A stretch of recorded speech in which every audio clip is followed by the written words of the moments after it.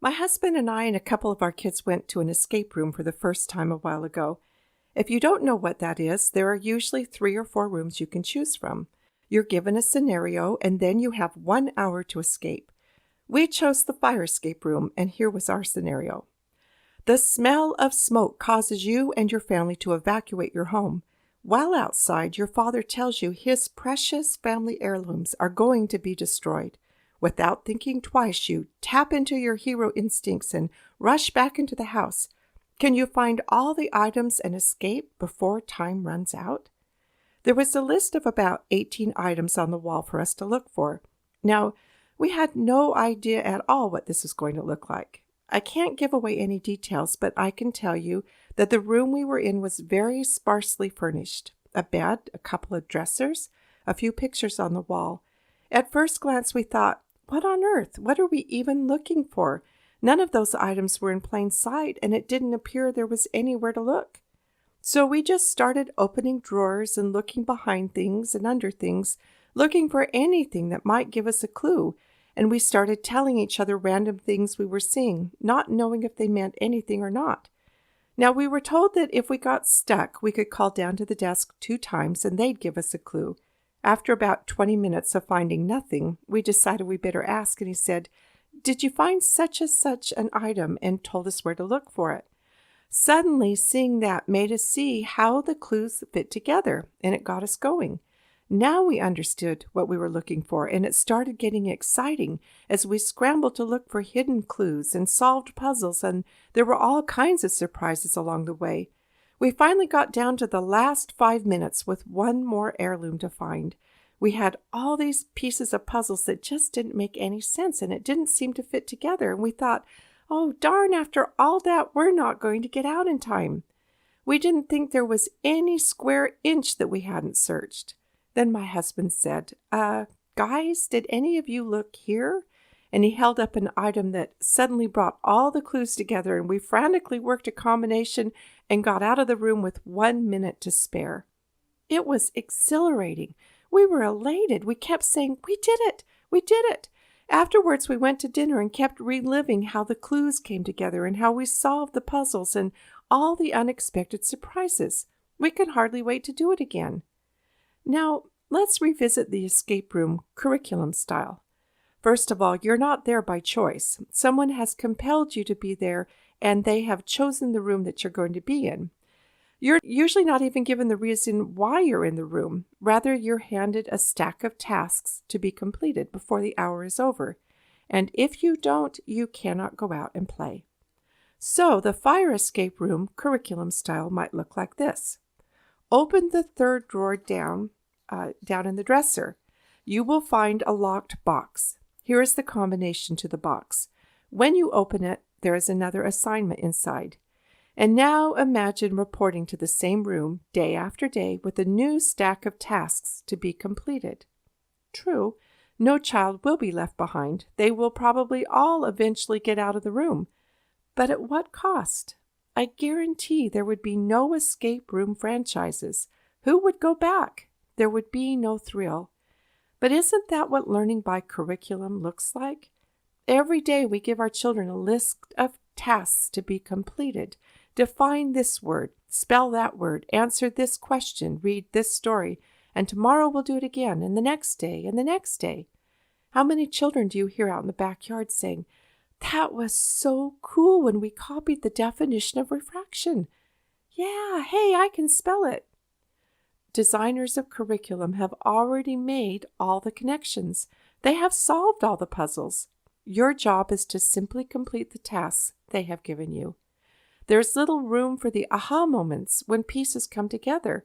There are a few Archimedes in the bathtub moments where he shouted "Eureka!" when he figured out a problem he had been working on.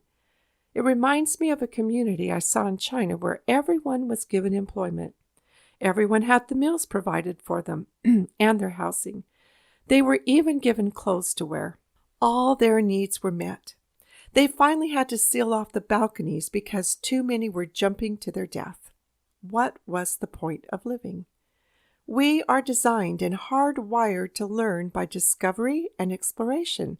It's finding the clues and the patterns and making the connections for ourselves that keep us coming back for more. My hope and desire is that you, at some point, will have the courage to relinquish your role as taskmaster and embrace the fun of loading the rooms with clues and getting out of the way while your children explore and discover for themselves. It's up to you to tell the story and light the fire to get the process going. And just like the guy at the desk downstairs, you're there to answer questions when they get stuck. You get to join in the conversation when they start telling you about what they are learning. In the end, it makes life a whole lot easier for you because you're not burdened with a million facts you feel you need to hammer into your children. When your children learn by exploration and discovery, they'll keep coming back for more, and they'll find hidden treasures of knowledge you may not even know exists.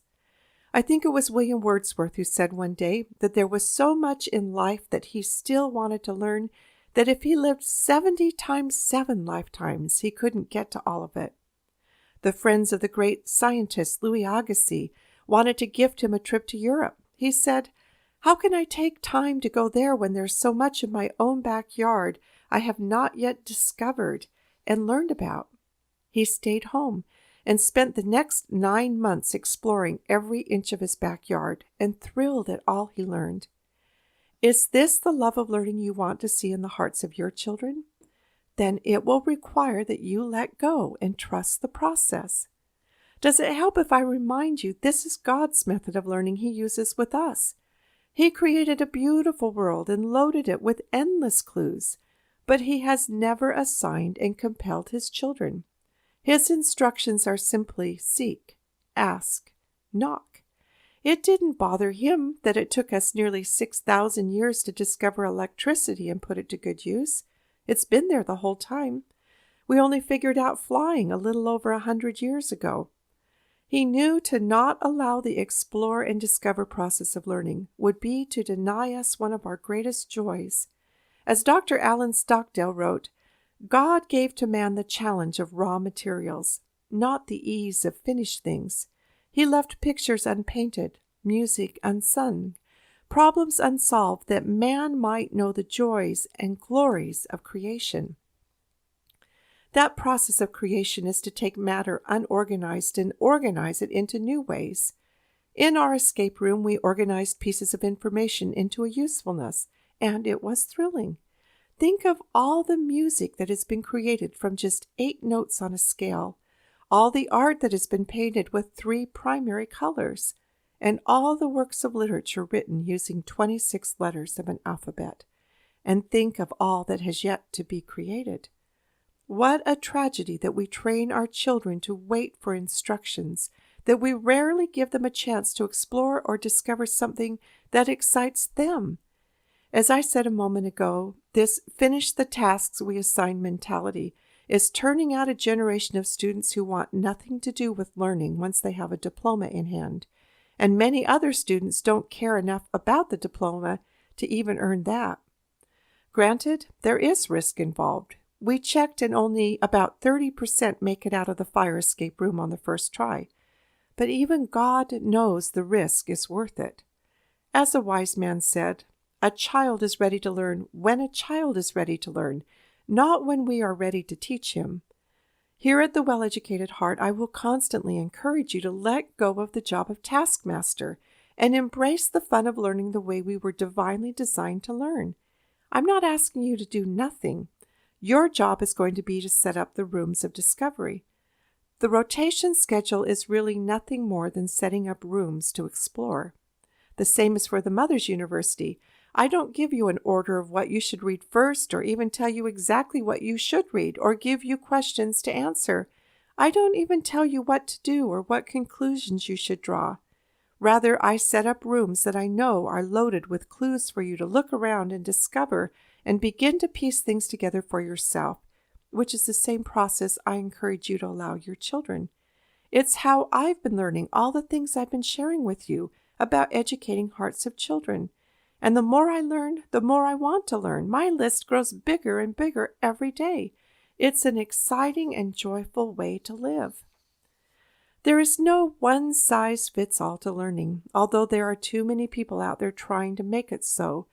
Learning the way I'm trying to describe to you allows for individual circumstances, personalities, capabilities, aptitudes, and interests. It's a very personal journey. So as I said, the rotation schedule is a way to allow this kind of learning to happen. When you understand the developmental levels, the why between the rotation schedule becomes a little more apparent. I know many people who use some sort of rotation schedule. The most popular one is a 4-year rotation schedule through history. My problem with that is that it doesn't take into account the difference in a child's ability to grasp things from year to year. If a child goes through Greece, for instance, as a 6-year-old, he can only take in what a 6-year-old mind can grasp, which isn't a lot yet. By the time he returns at age 10, so much time has passed by that he will have lost much of what he learned, and he'll miss out on what he could have learned as a 7, 8, and 9-year-old. Maybe that tour of Greece at 10 will be the last visit to Greece, and he will have missed out on what his 11, 12, and 13-year-old mind can take in. By switching to a 12-month rotation schedule, there are fresh and new topics to visit every month. I've heard children complain when they have to spend long periods of time on one subject. They're inquisitive when they're young. It's not a time to go deep. Learning and understanding needs to layer in, line by line, here a little and there a little. The 12-month rotation allows for a lot of overlapping and repetition. For instance, you may discover some Spanish explorers in month 1 when you talk about explorers, and then you'll see them again in month 2 in a study of Spain, and again in month 9 when they're seen from Latin America's point of view. In month 2, you see the Spanish Armada from Spain's point of view, and in month 3, you see the Spanish Armada from England's point of view. But, I hear it said, history needs to be laid out chronologically. Not so. This was clearly taught by the heart educators. Our minds and hearts have to sift through tons of information every single day. It has to be weighed out by importance and placed in a correct file in our brains. We are very equipped to do that. In the early years, we simply are giving them puzzle pieces that will come together over time. These puzzle pieces are going to be in the form of fine art and illustration, poetry, story, and even music, all tools that are long-lasting. Like Rudyard Kipling taught, if history were taught in the form of stories, it would never be forgotten. The more your children can see and feel history, the more they will want. Facts and information kill a love of history. Most learning through curriculum is linear. It's presented as though a child just has to be taught a fact, tested to make sure he got it, and then you move on. Most learning that happens in this way goes into the pile of who cares and is forgotten. But for deep and lasting learning, I see a spiral, returning over and over to a topic, expanding and rising each time it's visited. Have you ever read a book and then read it again a few years later and it's like reading a new book? You see so many things you missed the first time around. It's not that the words on the page have changed, but you have.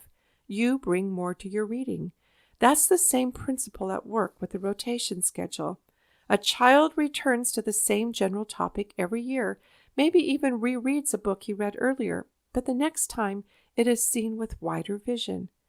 We have a huge subject on our hands. We want to learn about the whole world, not only all the people who have lived here, but we want to understand the physical world in which we live.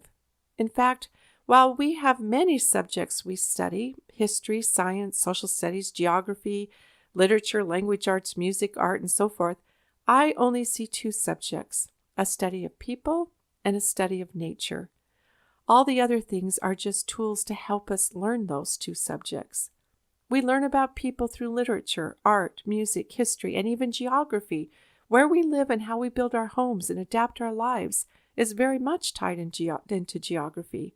The subject shouldn't be isolated. We learn about nature through science and math. So I have a 12-month rotation based on history, or more correctly, a study of people, and one for nature, which is understanding the world in which we live. Eventually, the 2 spirals start spiraling together into one whole, and that just happens naturally. You don't have to do anything.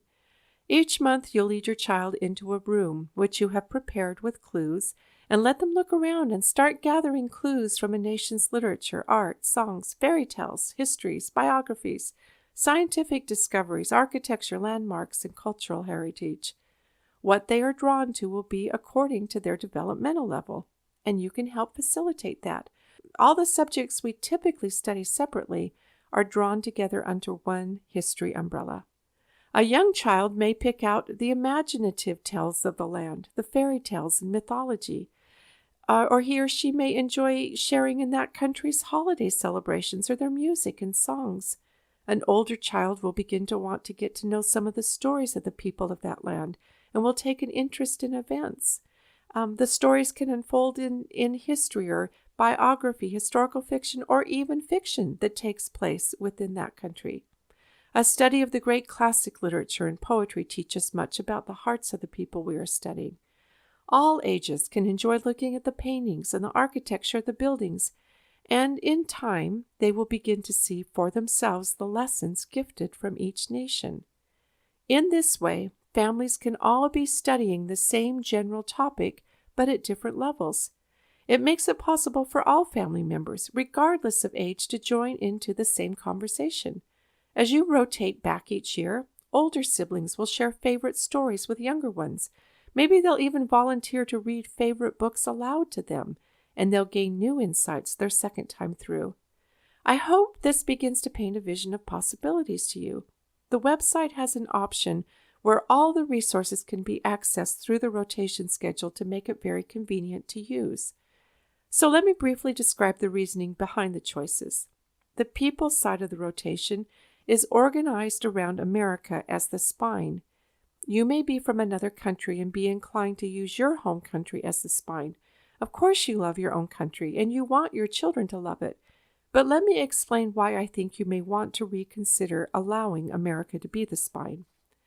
As you look at how long it has taken for freedom to find a home, America, conceived in liberty, is the culmination of centuries of strivings of people everywhere. The story of freedom is one of the most important stories that can be told, because only in freedom can we attain our highest potential. America's story is the story of freedom. Already we see people trying to replace it with systems that have failed repeatedly throughout history. A study of nations will help your children see that for themselves. From America's earliest beginnings, the main facts were well established for us to study. There is no dim twilight of myth and legend such as you find in the majority of other nations. We can see its growth unfold line upon line, from simple huts to vast networks of cities, through a historical record that is complete, authentic, and reliable. And probably the most important reason to make America the spine of study is the fact that America's story is the combination of the stories of all nations. We are the children of England, of Scotland, China, France, Spain, India, Africa, each one weaving its heritage into the fabric we call America. Because of our roots, the study of America easily lends itself to the study of all nations. So here's how they are connected. America's history is divided into 10 chronological monthly studies, with months 11 and 12 left open for review and for revisiting favorite topics.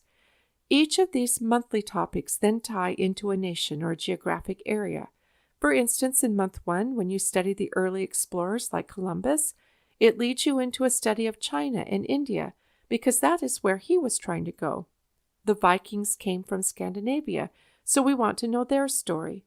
In month 2, when you study the Pilgrims, you can visit Holland, because that's where they sought refuge before coming to America.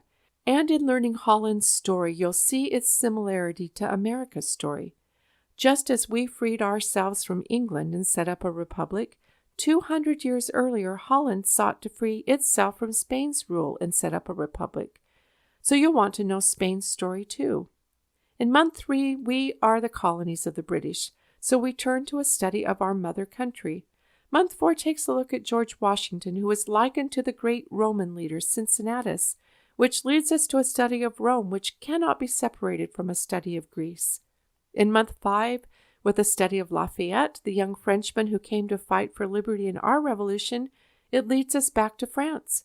Month 6, the new nation of America is born, conceived in liberty and built upon the rock of the teachings of the Bible, which leads us to a study of the Holy Land and the early Hebrews and their neighbors. Month 7 is for studying the expanding American frontier and is tied into the study of the expansion of another world frontier under the teachings of Islam.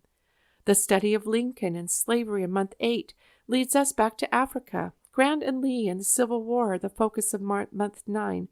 Both Grant and Lee fought in the fight against Mexico, and so that leads us into a study of Mexico and our neighbors down south in South America. Month 10 brings a study of World War I and leads us to take a look at Russia and Germany. The nature rotation takes you through the stars, the ocean, and rocks, those subjects that pertain to the physical science of creation, followed by insects, plants, birds, and animals, all the life sciences. The same plan of study is in place for them. There are 4 months left open in the summer for extra exploration of nature and applying the stories that they've been learning about throughout the year. Notebooking provides a way to start to sort and organize clues they will find. And if they get to the end of the month and haven't covered all the books you had planned or they had planned, no worries. You'll be back around the next year and the year after that. It gives them something to anticipate. This rotation schedule is meant to be a servant, not a master. It brings a little order and rhythm to your learning so that you aren't always trying to pull something out of the whole world every single day. If you get to the end of the month and you're in the middle of a great book or exploring a line of study, you don't have to abandon it just because a new month has started. There is plenty of room for flexibility and adjustment. You can even study in a different order. The only thing in order is the American history spine, and really, the first half is colonial and the second half is post-revolution, so you can even rearrange that easily. It will take time to learn and apply the lessons. A lifetime, really. When you see your child walk across the stage in cap and gown, it's not called a conclusion ceremony. It's called a commencement. This is the commencement of life, but I also think of it as a commencement to a lifetime of learning, of which you have but laid a foundation. Remember the thrill when seemingly unrelated things suddenly start clicking and connecting and taking life? It will happen if you don't interfere with the process, and if you are a fellow traveler on the journey, delighting in your own discoveries and sharing them, all with the purpose of helping your children discover the rules for happy living, individually and as societies. As we tend to the inner kingdom of our children's hearts, it will be from the treasures there that they will begin to build a new world.